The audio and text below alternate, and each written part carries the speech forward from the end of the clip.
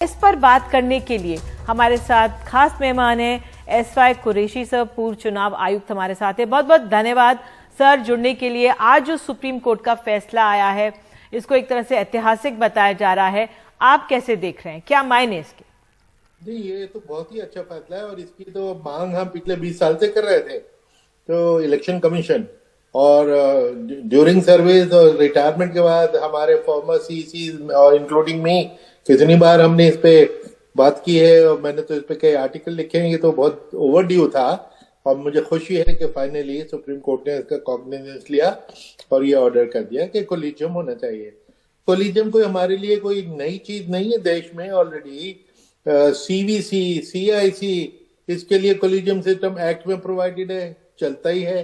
Director of CBI जो constitutional या statutory body भी नहीं है, वो तो हेड ऑफ डिपार्टमेंट है। उसकी इंपॉर्टेंस को देखते हुए भी सुप्रीम कोर्ट ने कोलिजियम सिस्टम शुरू कराया था, वो चल रहा है। जजेस की अपॉइंटमेंट कोलिजियम से होती है, लेकिन वो चलो टोटली जुडिशियल कोलिजियम है। लेकिन बाकी के तो कोलिजियम ये वही हैं जो अभी सजेस्ट किए गए हैं, prime minister, leader of opposition और चीफ जस्टिस। तो ये तो बहुत अच्छी चीज है। इससे न्यूट्रलिटी ऑफ इलेक्शन कमीशन की जो वो छवि है वो और मजबूत होगी। सर, ये कानून बनाने का काम जो हमारे संविधान बनाने वाले थे उन्होंने संसद पर छोड़ दिया था, लेकिन 7 दशकों में भी कानून नहीं बन पाया।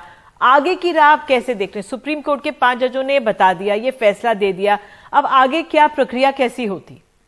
नहीं, मेरे ख्याल से क्योंकि ये कोताही और कमी थी सरकारों की, आती रही जाती रही और उन्होंने इसकी तरफ ध्यान ही नहीं दिया।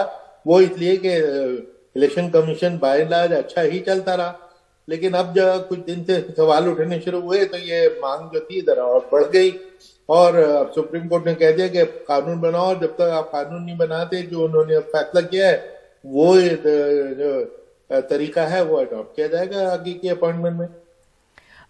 ये कुरैशी साहब, ये लागू कब से होगा, कब से माने? हो गया, लागू हो गया। सुप्रीम कोर्ट ने बड़ा साफ कह दिया कि आप कानून बनाइए और कानून जब तक नहीं बनता, जब तक हमारा जो आदेश है उसके मुताबिक, यही कोलिजियम के मुताबिक काम कीजिए। तो ये नहीं, लागू तो आज से हो गया।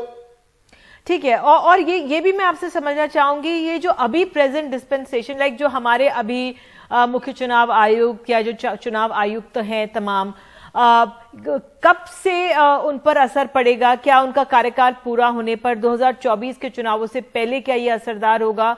उस लिहाज से क्या आप समझाएं? नहीं, उनके देखिए, उनका तो चुनाव हो चुका है ऑलरेडी और उनकी नियुक्ति हो चुकी है, उस पर तो कोई असर नहीं पड़ेगा। लेकिन जो ये था कि उनका रिमूवल प्रोसेस, उसकी जिसकी डिमांड की गई थी को उसको भी एक कमिश्नर की प्रोटेक्शन होना चाहिए, वही जो सीईसी को है, जो अब तक नहीं थी। तो अब जो मौजूदा 2 इलेक्शन कमिश्नर हैं सीईसी के अलावा, उनको भी प्रोटेक्शन हो गई। अब वो भी रिमूव नहीं किए जा सकते सिवाय इम्पीचमेंट के। तो वो सिक्योरिटी की वजह से उनमें एक मजबूती का एहसास होगा और वो ज्यादा मजबूत और इंडिपेंडेंट फैसले ले पाएंगे। विपक्ष कितनी बारी टीएन सेशन को याद करता रहा है जब वो सवाल उठाते हैं कई फैसलों पर। मैं आपसे ये भी पूछना चाह रही थी सर कि जो ये पूरा ये मामला है, इसका असर, दूरगामी असर आप क्या देख रहे हैं? नहीं, दूरगामी असर ये है कि देखिए, ये इतना इम्पोर्टेंट इंस्टीट्यूशन है, ये कॉन्स्टिट्यूशनल बॉडी है कि इसकी न्यूट्रलिटी पे अगर किसी को भी, जनता को शक होता है तो वो अच्छी चीज नहीं है। और हिंदुस्तान की सफलता इसी में है कि 70 साल से वे हम लोग इलेक्शन जो करते चले आ रहे हैं, तो हारने वाला हारने वाला नमस्ते करके कुर्सी देता है।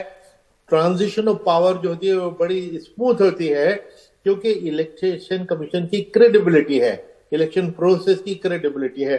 बीच बीच में कोई सवाल उठा देता है कि ये सरकार का अपॉइंटेड है, सरकार से हुक्म लेता है, आदेश लेता है, तो अगर लेता हो तो बहुत गलत बात है, अगर नहीं लेता और उस पर इल्जाम लग रहा है तो वो भी गलत बात है।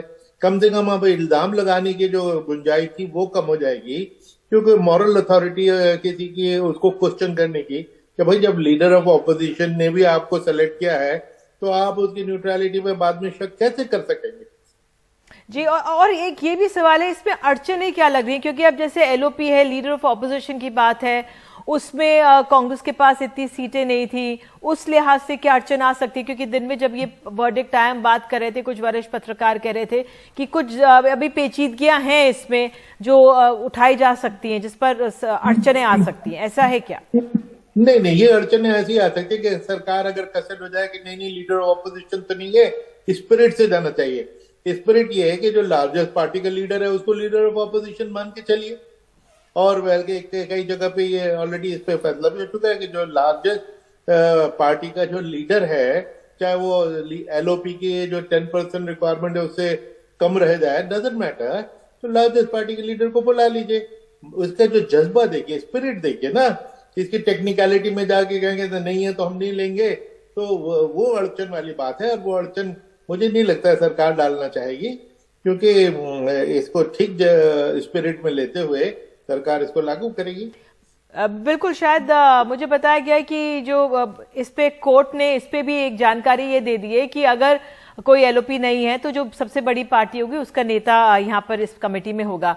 सर, अंत में मैं आपसे ये समझना चाहूंगी कि इस जो ये पूरा अब तक जो प्रक्रिया चलती आई है, तो आप भी मानते हैं कि उसमें कुछ खामियां थी, कमजोरियां थी, इसलिए ये फैसला दिया गया है आज सुप्रीम कोर्ट की तरफ से? जी, ये खामियां मैं ये कि इस बात में मानता हूं कि बात नहीं। मैं तो 20 साल से 15 साल से इसके ऊपर बार बार मीडिया में और कितने मैंने इस पे आर्टिकल लिखे हैं, क्योंकि ये बहुत बड़ी कमजोरी थी। दुनिया की सबसे पावरफुल इलेक्शन कमीशन और उसका रिक्रूटमेंट सिस्टम, अपॉइंटमेंट सिस्टम सबसे ज्यादा डिफेक्टिव।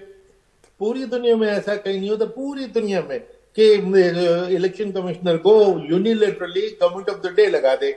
हमेशा उसका कोलिजियम होता है मिनिमम, कई जगह तो पार्लियामेंट्री कमिटीज हैं, कई जगह तो पूरी पार्लियामेंट उनको इंटरव्यू करती है, उसकी लाइव टेलीकास्ट होती है, पूरी देश देखता है, इस तरह अपॉइंटमेंट होती है। और हमारे यहाँ चुपके से सरकार जिसको चाहती है लगा देती है।